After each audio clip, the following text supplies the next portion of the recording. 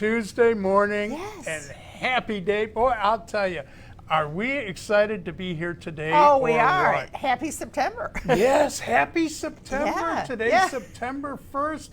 Unbelievable. Can you believe it? We're going to get through this year by hook or by crook, some way, somehow. We're going to all make it together. So We we're are, already we in are. September. We're already thinking about the leaves changing and Yeah. pumpkin spice I and all these know. wonderful things. But I'll tell you what, you're going to love our show today. Oh, yes. We have Very an special icon guest. with us. I mean, Yep. the man is the historian supreme of East Tennessee. He's an award-winning TV host. He's a producer. He's an author. He's a playwright. He's a storyteller. Oh, yeah, like absolutely you cannot a storyteller. believe. Absolutely. You're going to hear some great stories to tell. And, of course, he's an actor spending nearly 30 years doing the Heartland Series on WBIR. Please welcome our guest, Mr. Bill Landry. Say good morning, Bill. Good morning, Bill. How are you? We are great. Now, Bill is actually remote. He's a little ways from East Tennessee right now, Yeah. but we thought it was too far to catch him from the North Pole, so we came down to this area, to Pigeon Forge. Yes. But he's actually in Myrtle Beach. Are you in North Myrtle. North Myrtle. North Myrtle. Myrtle Beach. Yes. So, but anyway, Bill, it is a delight to have you on the show. Thank you for joining us. I'll tell you, you really are. You're a part of the East Tennessee history, just as you've written about the East Tennessee history so much. But tell us, how are you keeping your days busy right now? What you doing down there? I'm having cataract surgery. Oh, no. This is a problem when you get old. Yeah, that's what everybody wanted to know. That's why I wanted to talk to you, Sam. I wanted people to know that, yes, I'm still alive. Well, that's good. And still around and still telling stories. I heard a guy talking today on the radio who said, yeah, this is the first day of September. That's after 72 days of March. Boy, and Isn't it that the feels truth? that way, doesn't Yeah, it? Boy, yeah, this has been a yeah. tough year for everybody involved. Yeah, I mean, Bill, I got to share a little personal story here. Mrs. Claus and I knew Bill from all the different author shows that Yes. we've done together because he is an author and he's got several books out there. We're going to show you a few of them today. But anyway, that's how we met, and we became friends over these shows. We did. And now we're sitting there doing everything long distance because we have no shows to go to. So That's weird, isn't it? It is, but It's very strange. it's certainly Very nice strange, to catch yeah. up with you. So you know, It's great to see you. Oh. Well, it's teaching us all how to reconnect, and during the pandemic, I've reconnected with old ball players that I played ball with years ago and grew up with, and people that you've got a little time. It used to be a few months ago we had nothing but time. The world's picking up again now, and we're getting close to the election, so everything's kind of running on a high temperature and everything. Yeah. I mean, exactly. what do you see for the rest of the year? Do you think after the election things are going to start calming down a little bit? And what's your prognosis on it? My wife and I are going to either celebrate or move to Canada. So one or the other. We're hopeful. Well, I don't want to go there. yeah. We don't want to go there, but I can tell you we've written 10 steps to the dumb down test. We could all take a dumb down test if you want to. No, that's okay. That's okay. There are times I'm already feeling lost. I don't need to feel more so. Anyway. Really? Well, let's talk about, man, you have had one big life. Yes, you have. You Yes, genuinely have had a big life. What was it like doing, episode after episode and featurette after featurette for all those years, and what parts of Tennessee did you find you loved the absolute most when you did them? Great question. But there's a place up near Allert, near Jamestown, Tennessee. I really like that country up there. And we first met a millstone sharpener up there named Mr. Cooper. And this is near Pall Mall, Tennessee, where Sergeant York was from. Oh, okay. So it's up near the Big South Fork. Okay. Oh, yeah. All right. Now I know where you're at. Yeah.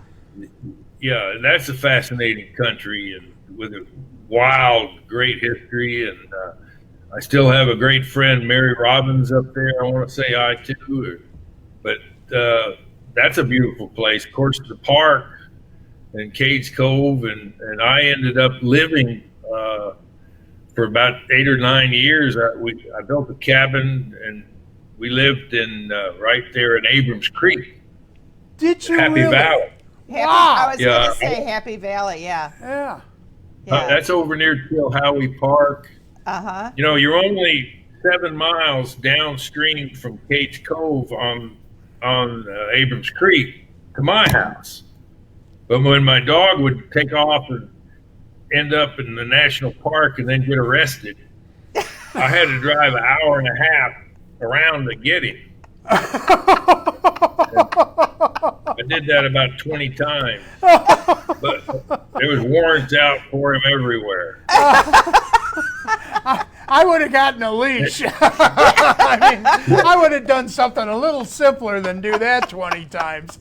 I started getting emails from people Buddy was hiking with, and eventually wrote a little story about how Buddy trained them for, climb Mount Shasta, stuff like that. I don't know how they found out I was Buddy's daddy, It's kind of fun. And that's what spawned the book, Buddy, the Dog of the Smoky Mountains. So yeah, and that came the book first. I wrote that story because I had really nice emails from people in Oregon that had met Buddy, and he kept getting picked up, and people would see a dog and pick him up, take him home, and finally we put a collar on him that said Buddy knows his way home. And because I'd have to drive to Knoxville, and girl would get out of the car crying. She said, "We love Buddy. We want to keep him. We love Buddy." I'd say, "Buddy's my dog." Yeah, prove it. I found him in the Smokies. Prove it. That's right. And my own fault. You mentioned briefly, back in the day when, basically when Tennessee was the West. And actually, you even came out with a book on that called Tennessee, when the West was Tennessee. And this is just a phenomenal book. It's got so many wonderful things of, different histories and it's different things that took place. Yeah. You wouldn't have any idea took place in Tennessee, in East Tennessee. Bill, why don't you give us a couple stories from this particular book that we love? Two of my favorite all-time stories are in that book because they're such a sort of epic journeys. One was the first exploration into Tennessee by a lieutenant in the British Army before there was a Tennessee, Lieutenant Henry Timberlake, who came into Kingsport, came down the river, came up the Little T to the Indian country there, where Sequoia Birthplace Museum is, Yeah. And there was that's the Overhill country. There was 10, 14 villages along from, today it's Fort Loudon Dam to the Chilhowie Mountains, and that's with the Overhill country. There's really, people think the Cherokee were, in North Carolina, but they certainly were, but they really controlled everything from Columbia, South Carolina to almost Nashville. Wow. And the explorer William Bartram came through here in 1776, and both of those journeys and memoirs are at least as exciting as the Undaunted Courage, really, the journey of to the west. Let's see, who was that? Undaunted Courage, Lewis and Clark expedition. Yes. Yeah. Yes. But that's Okay. So that's two of the first and finest explorations into our region are in that book as a condensed version adaptation.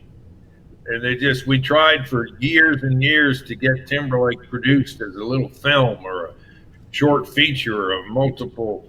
We just weren't able to get it together to do. But the Heartland series had there was so many interesting stories around here, and we all worked so hard, anywhere from 3 to 5 or 6 people over the course of the run of the series.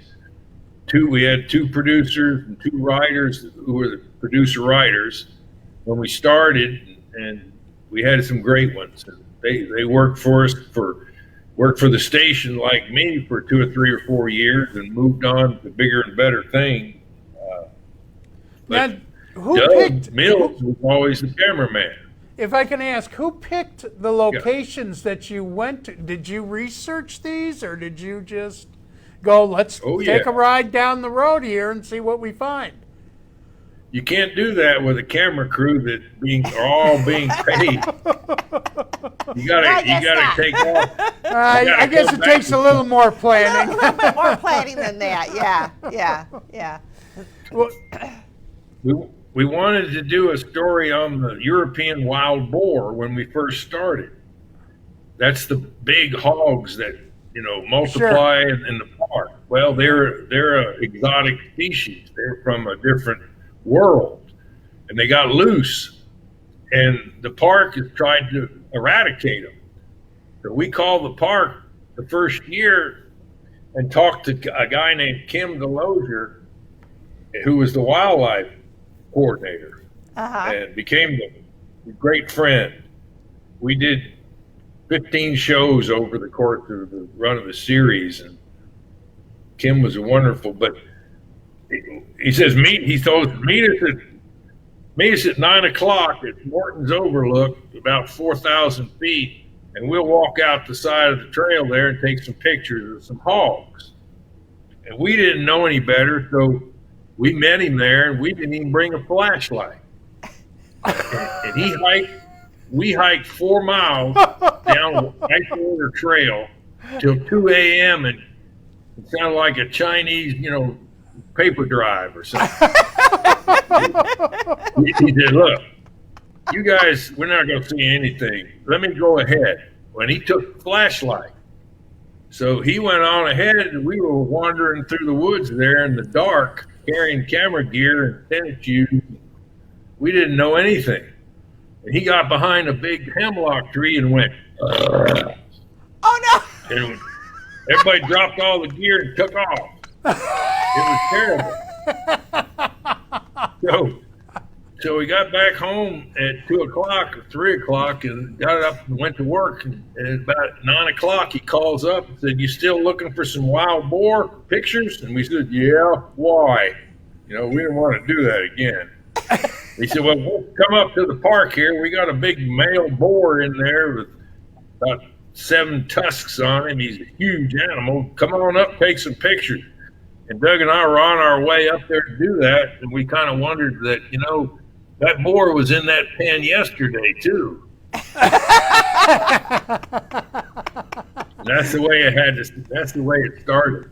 That yeah. first year was like that. and it went on from there. Yes. Well, and you pointed this out to us, and I got to read, before the show, Bill said, if you want to know what this book is about, when the West was Tennessee, he said, start here. And if you don't mind, I'm going to read this quote real quick. Yeah. And it's adapted from B.A. Botkin's A Treasury of Southern Folklore. And it says, quote, "And all the time, there he was playing his tricks, making a way out of no way, of hitting a straight lick with a crooked stick, winning the jackpot with no other stake but a laugh, fighting a mighty battle without outside showing force, and winning his war from within." What a great way to start a book. I mean, that's incredible. Well, that's Crockett. I like too. the title, Irrepressible Cussedness. How could a penniless, poor little farmer from East Tennessee grow up to become king of the wild frontier? How indeed. Yeah, and really, I mean, isn't that the truth? Yeah. Just unbelievable. Well, I'll tell you what, Bill, we're going to take a quick break. Yep. And then we're going to, get a couple words from our sponsors, and then we're going to come right back, and then we're going to talk about telling it for the truth. So, and a few other stories of Bill Landry. So stay with us. Hello. You may recognize us from Mountain Fun Life TV show Storytime with Santa and Mrs. Claus. And here are the stories that bring the TV show to life. The Santa's Elf series of children's books features wonderful rhyme and beautiful corner-to-corner illustrations and include a special message from Santa at the end of each story. I wrote the books, and Mrs. Claus did the artistry. Available in hard and soft covers, these books are available wherever great children's books are sold, or online or at our website, thenorthpolepress.com. There are 7 already published and more on the way. So pick up one or more of these books and read them to your kids today. welcome back. Boy, that was short. So much to cover, so many things to talk about. I but know. One of the things that we want to talk about is, like we said, Bill's got some great books. Why don't you tell them where we can find some of Bill's books around here in the Smokies? Well, yeah. As Bill mentioned earlier, and this is one of the things we want to definitely tell everybody about Bill, is that his books are available. We're going to talk about Telling It for the Truth, and then When the West Was Tennessee, which is the one I have here. But they're available at the Heritage Center in Townsend, which is close to us right now, and at the National Park. And then if you're in Knoxville, at the Union Avenue bookstore, and of course on Amazon, you can also get his books there. Bill is one of those people. If you Google him, you'll find him. He's out there. He's everywhere. Up. I see him. TheBillLandry.com. I'm sorry. Could you say that again, Bill? I said the best place. Actually, Celtic Cat doesn't sell my books anymore. Oh, I apologize. And that's okay. TheBillLandry.com. The Bill Landry. Okay. The Bill Landry. There was a lot of Bill Landrys. Just because I've been hoodwinked and invaded web-wise, and it's hard to find who the real guy is. So we now know it's the Bill Landry. The Bill Landry. .com. Okay. That's what.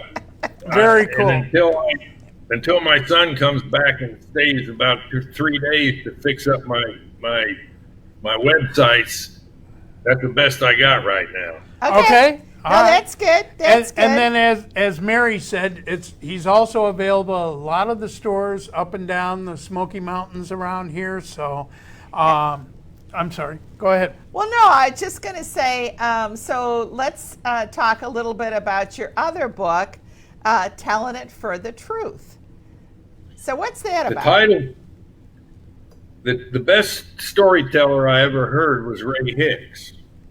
You know, he lived in Boone, North Carolina, and he'd tell these amazing tales. He had the oldest, purest old accent in America. And I'd say, Ray, is that true? He said, well, no, but I told it for the truth.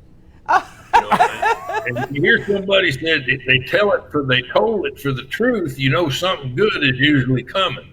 And so, you know, a good story will be told and told again. That's kind of how these are the first, you know, bigger stories that were too big for my first book, and I'm glad I did them. But some of them are biographical, and some of them are adventures that really happened. A couple of the stories, like the Spartans of Ray County, are just wonderful, and like Charlie Garland's stove. You know, the strongest guy who ever lived was a guy named Charlie Garland in Cades Cove. In Cades Cove, I remember that. Yeah. And he carried that stove. He was only like 6 feet and weighed about 190, but he could carry 5 bushels of corn 3 miles up a mountain. That's 72 pounds a bushel. So that's 350 pounds. Charlie Garland goes to Maryville to get a step stove. And the guy says, okay, Charlie, bring your wagon around back. And he said, I ain't got no wagon. He said, how are you going to get it back to the cove? And he said, I'm going to carry it. He said, you're not carrying this stove that weighs 217 pounds. He said, yeah, I can carry that. And the guy says, if you carry it all the way back to the cove 17 miles without putting it down, I'll just give it to you. Throw it in these pots and pans. So he did. He leaned against a tree twice, and the guy sent from Maryville, Caldwell hardware store, he sent a man on horseback to make sure he didn't cheat. And Charlie carried that stove from Maryville down Wilkerson Pike and through Piney Level and over Butterfly Gap and across Hess's Creek, and never put that stove down about 1903. And we wanted to do that story. And when we first started, Mr. Abbott told us that story in 1984. And about 15 years later, we met a prop mistress at the Clarence Brown Theater who made us a balsam stove that somebody could carry. We didn't have anybody for 20 years that could carry that stove around all day. I believe that. Yeah. I believe that. That was just a fabulous story. And you know, I think that's one of the things that you do such a wonderful job in your book is you really set a stage for the history of Tennessee and how and colorful it was in some areas like that where you know he carried that stove, and then the historical side of it. But there's another very interesting story in here, and it concerns a duel between two very famous men, one certainly from Tennessee, Governor John Sevier, and then well, let him tell. Oh yes, you tell. Yeah, you go ahead and tell us the story. Well, they hated each other. And who was they? Andrew Jackson. Andrew Jackson. Andrew Jackson. President Andrew Jackson. Yeah. And as he got famous, he became more of a favorite of Middle Tennessee. And John Sevier was, of course, the Indian fighter, the first governor. And he was more a little earlier fighting times. They were just rambunctious people. And, they of course, it was a marital spat. Sevier insulted Jackson on the street, and Jackson called Sevier a petty flogging scoundrel, and they had, terrible communications in letters about what scumbags each of them were, and people today can recognize the anger. So they decided they're going to meet each other outside the laws of the state, which meant they couldn't duel in Tennessee at the time, but they could go to Fort Southwest Point because that was a fort that was built to protect the settlers that in a short 10 years became a fort to protect the Native Americans from the settlers right there at Kingston. So they were supposed to meet there for the duel outside the boundaries of the state. See, and they kind of each had a second and a third, and they had a horse, and Babe Parker from Kingston told the story because he lived right next to it, to the fort there, that they just cussed each other, and Sevier didn't have his pistols, and he said, "You wouldn't shoot a naked man, would you?" And they neither one of them had their pistols. The horse did, and then the horse ran away with the pistol. And Babe Parker always said, if that horse, he was the hero of the day, because if either one of those great, powerful, legendary founders of the state of Tennessee had died, it would have been a completely different historical turn on the history of our state.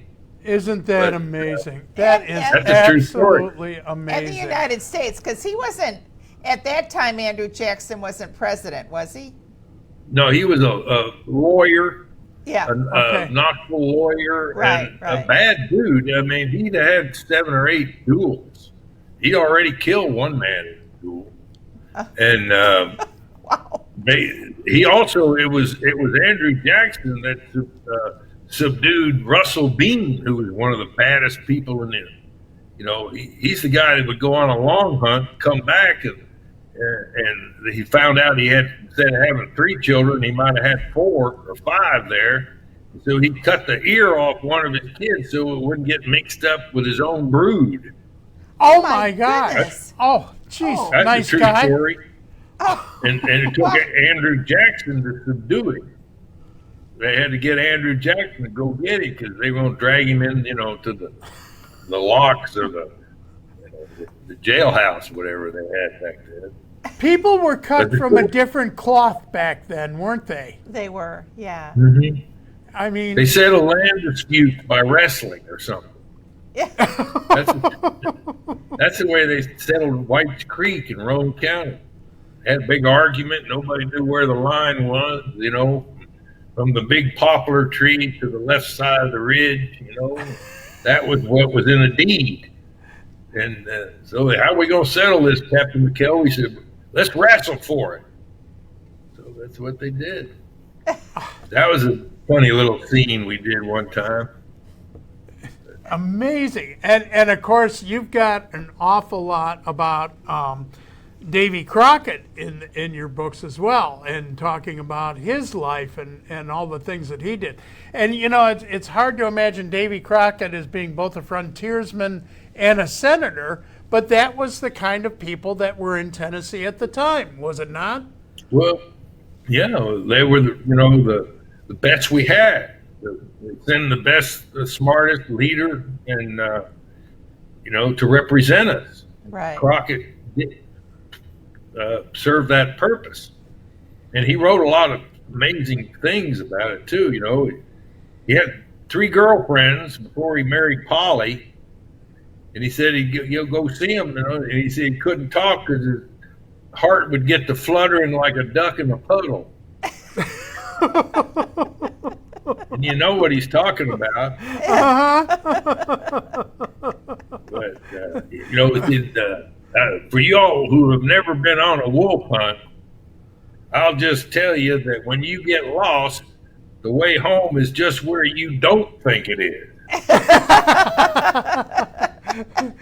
You know, we've talked about that a lot, that, you know, you look at these forests and they're just endless, and it's like, once you're in them, you don't know which way you're going. And how these guys got around and did what they did, and especially, you said, basically, Tennessee was the back hills country of North Carolina, and it ran all the way from the Appalachians all the way to the Mississippi. And that was all wild country. Yeah, yeah.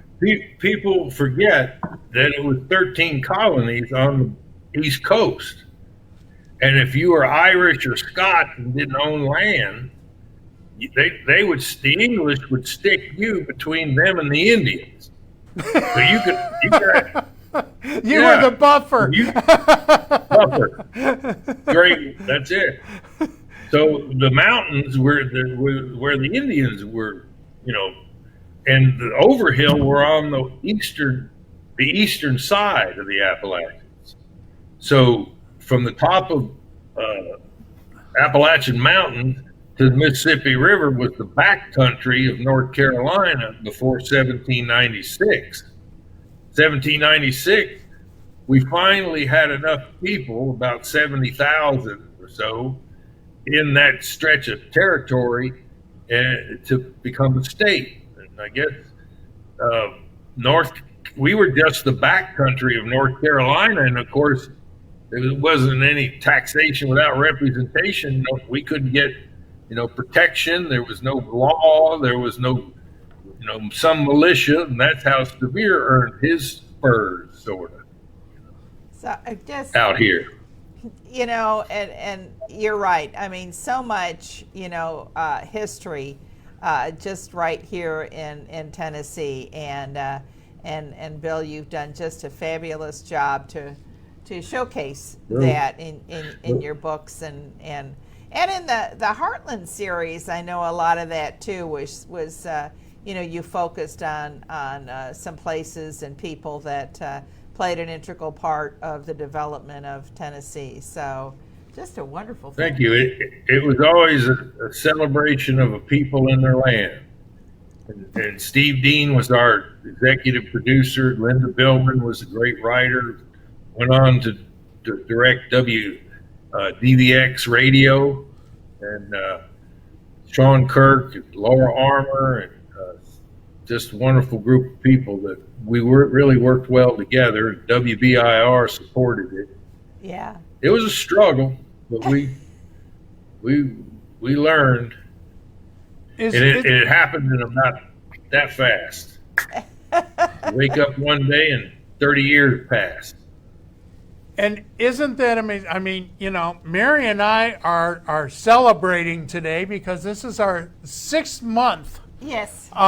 We've been doing this show now every week. Yeah. And then I look at you and go, he did 150 half-hour episodes. We got a long way just to catch up to that. And don't even get me started on the 1,900 or so you know, featurettes that you did on BIR. How did you keep up at that pace every week? You did them one at a time. Yeah. Well, the world evolved around today, and what you came back with in the camera. And, you know, people think, how do you do that? Well, people will tell you what to do. We had so many people suggesting so many great ideas, you know. One more story quickly. Doug, we're shooting bears in Cades Cove around the loop one day. We had a little time. It was after lunch.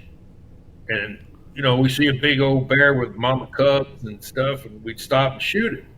So Doug's out there one day shooting. The guy comes up, and he's got a camera that says Heartland Series, WBIR TV. And the guy looks at him and says, "What you doing?" You know, well, what do you think he's doing? You know, he's got a camera, he's taking pictures. But Doug heard that 30 years worth. What you doing? And he never said anything smart, or he just would taking pictures. What they mean is, what are the pictures going to be used for?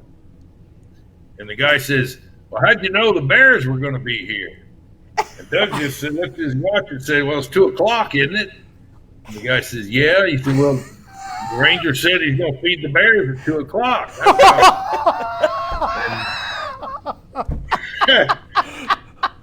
And I guarantee you they believed him.